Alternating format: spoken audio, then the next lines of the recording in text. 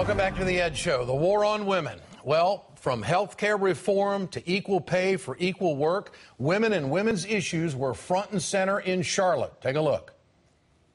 Nothing has done more to improve the day-to-day lives of American women and our families than health care reform. Now women are beginning to get the preventive services that they deserve. This past year, women learned that when we aren't at the table, we're on the menu. Mitt Romney wants to take us back to yesterday. An America in which access to birth control is controlled by people who will never use it. It's like we woke up on a bad episode of Mad Men. We believe that there is no room for politicians, especially those politicians who don't know how women's bodies work.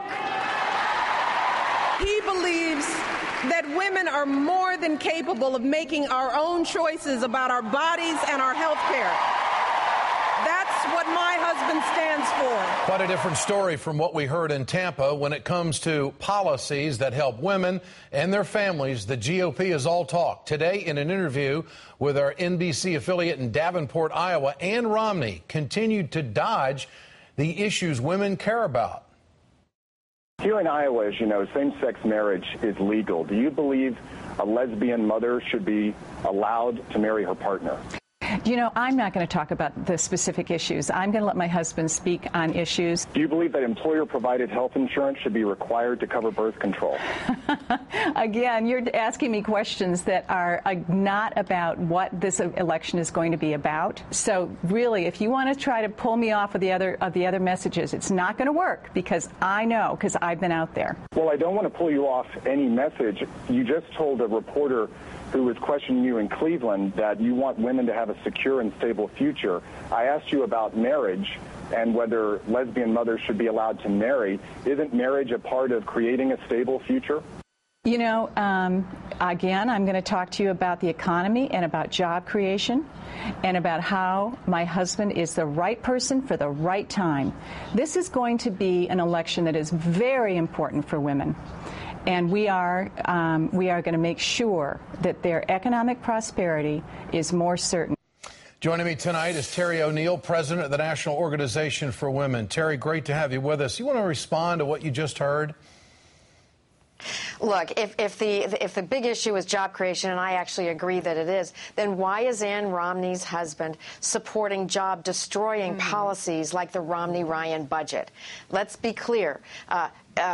Stripping Medicaid, converting it into a block grant program, and then reducing the federal funding by as much as a third, that's going to shut down nursing homes across the country. It's going to kill women's jobs. But Ann Romney is arguing that marriage and contraception don't have anything to do with women's financial security. What is she talking about?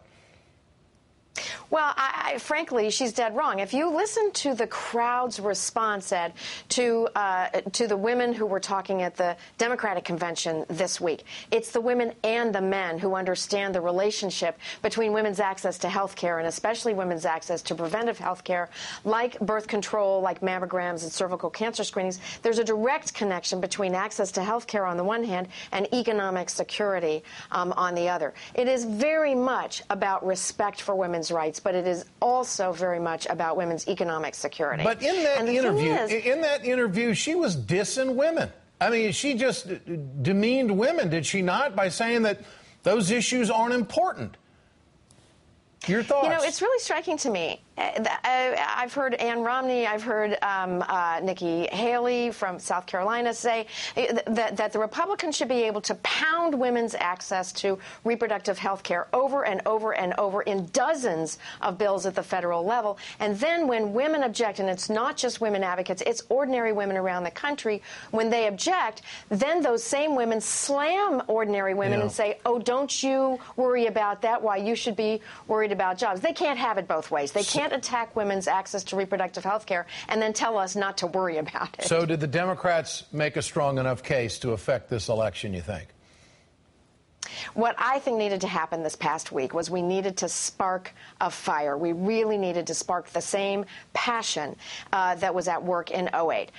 That passion was very much in evidence in Charlotte. Now we have to get our ground game going, because my prediction is that Romney's people are going to be in the air. We know that they are not going to be dictated to by fact checkers. Yeah. So they're going to be in the air, frankly, without evidence and without facts. They're also, I'm afraid, going to be on the ground trying to suppress the vote. Well, I think what we have to do is get enough people in there to vote to overwhelm their voter suppression efforts. Well, I think I'm taking a leap here, but I think a lot of women are going to compare that response from Ann Romney to what the First Lady of the United States, Michelle Obama, has been talking about. Terry O'Neill, great to have you with us tonight. Thanks so much. Coming up, an NFL punter writes a devastating takedown of a lawmaker over gay marriage. Tonight, Chris Kluwe of the Minnesota Vikings is my exclusive guest. He's trending on Twitter. We got a lot more coming up in the next half hour. Stay with us.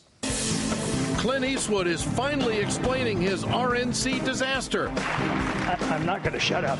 It's my turn. And you won't believe what he's saying now. And the Ohio Secretary of State is playing chicken with a federal judge over voter suppression. State Senator Nina Turner isn't pleased, and she joins me tonight.